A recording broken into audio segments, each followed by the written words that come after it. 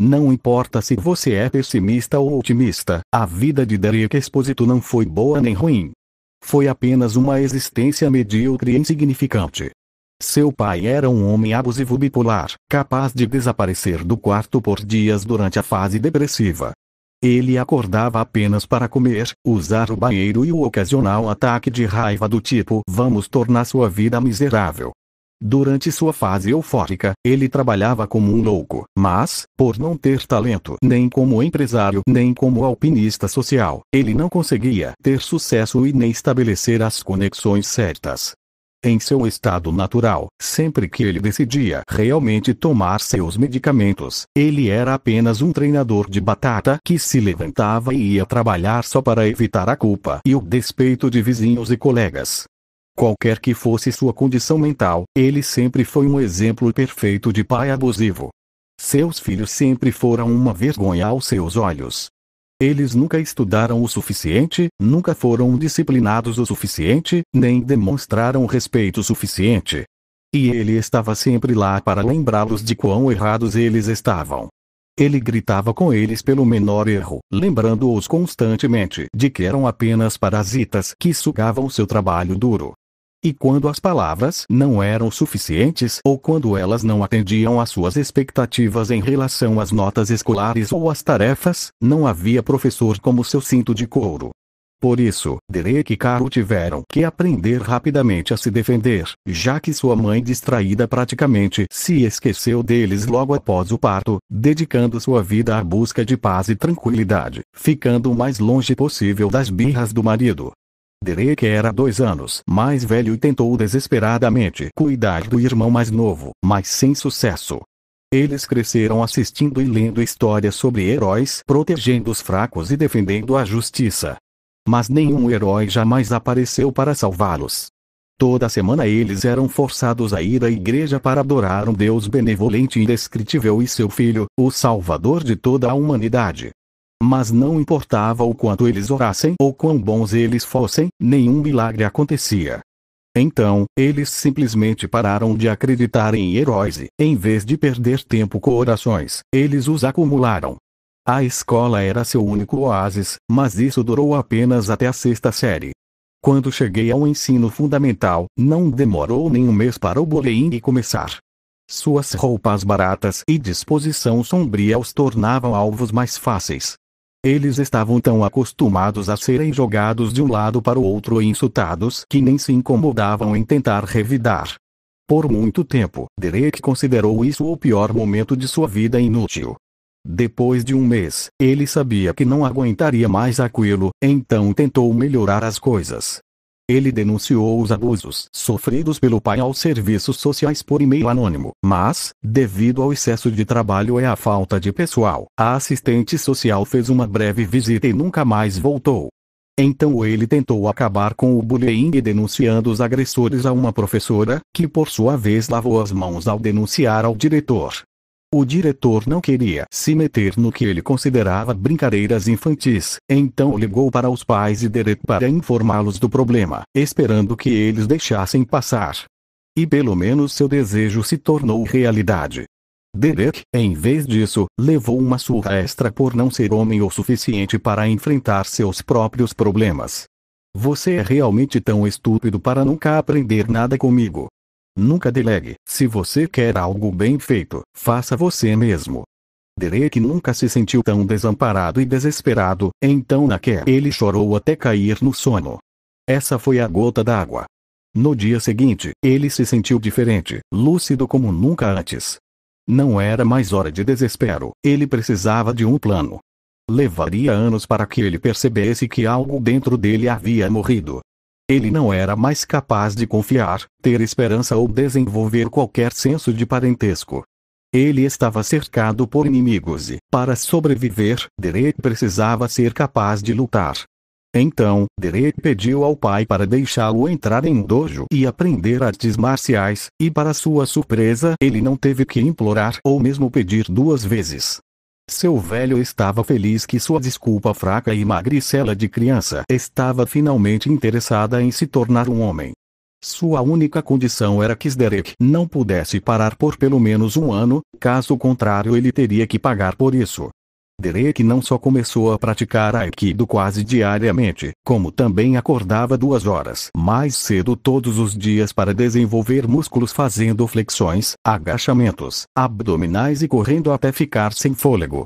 Em poucos meses, ele finalmente conseguiu fazer 100 flexões, abdominais e agachamentos todos os dias e correr pelo menos 10 quilômetros antes de ir para a escola. Aikido logo revelou ser uma escolha perfeita para sua situação. Em nível baixo, ele era focado principalmente em autodefesa, mas havia muito espaço para atacar e lutar sujo. Ao praticar artes marciais, ele finalmente descobriu algo em que era bom. Ele não era particularmente ágil, nem aprendia rápido. Sua coordenação mão-olho também era mediana, na melhor das hipóteses. Seu talento residia na habilidade de identificar o melhor momento para atingir um ponto sensato durante um bloqueio ou uma manobra defensiva. Mesmo quando o sensei estava ensinando artes de espada ou tanto, Derek sempre foi capaz de entender os movimentos mortais na primeira tentativa, às vezes até antes do sensei completar a demonstração prática. Foi uma descoberta emocionante, mas decepcionante, já que seu único talento não tinha uso prático. Mesmo que o Aikido fosse um esporte com torneios em vez de uma disciplina, golpes na virilha, olhos e traqueia eram universalmente proibidos. Durante meses, Derek continuou treinando duro, mantendo-se discreto na escola e planejando seu próximo passo. No final do primeiro semestre, Derek parou de se esconder dos valentões e começou a responder da mesma forma a cada insulto que eles jogavam contra ele, usando as melhores falas rápidas e espirituosas que ele tinha encontrado online.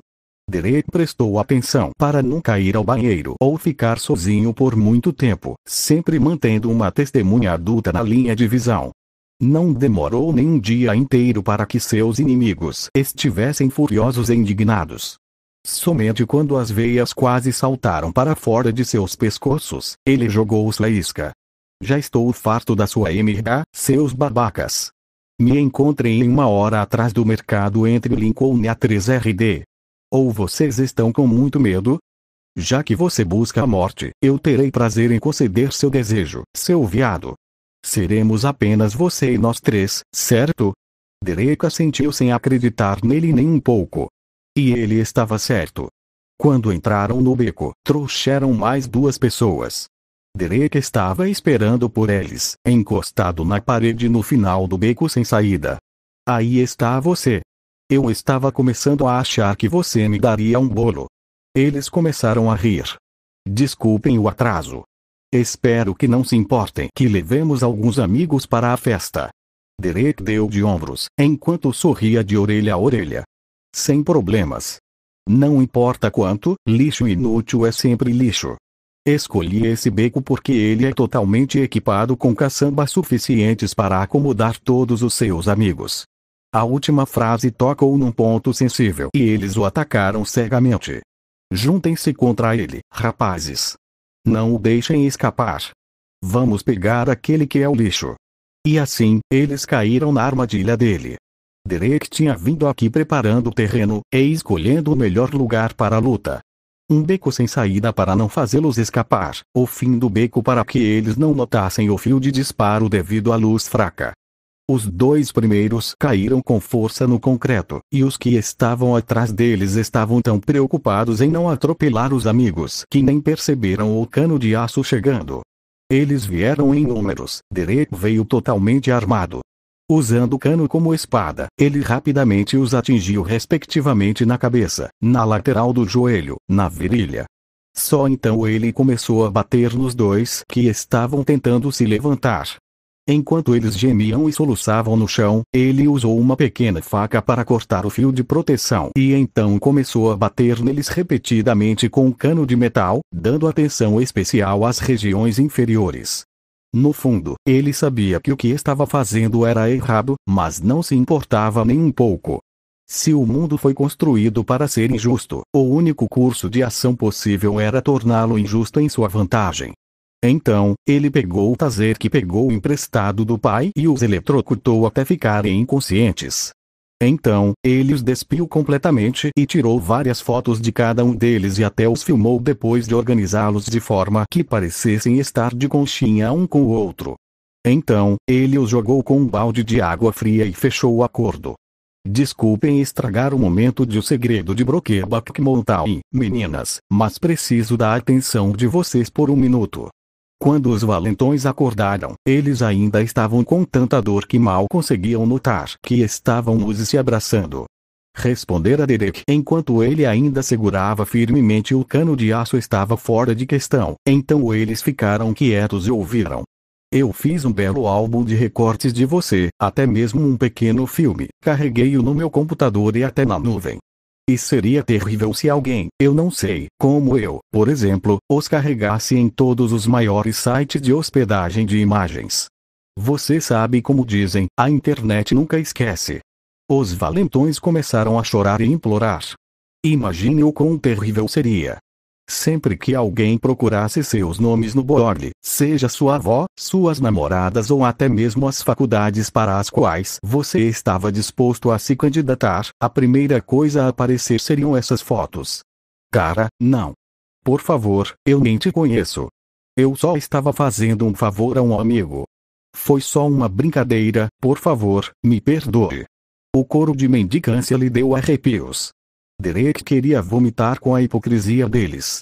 Eu não ligo para suas desculpas patéticas. Desse dia em diante, você vai me deixar em paz. E é melhor rezar para que nada aconteça comigo, porque a nuvem está configurada para que, se eu não digitar a senha todos os dias, ela as carregue em todos os lugares. Sem esperar pela resposta, ele se virou e foi embora. Quase esquecendo, joguei suas roupas aleatoriamente nas lixeiras, não consigo lembrar qual é qual. Se você não quer ir para casa com seu traje de aniversário, é melhor começar a cavar. Adeus, otários. Derek voltou para casa eufórico, quase cantando. Ele nunca se sentiu tão orgulhoso de si mesmo e tinha a confiança completamente imerecida de que nunca mais pensaria naqueles bastardos.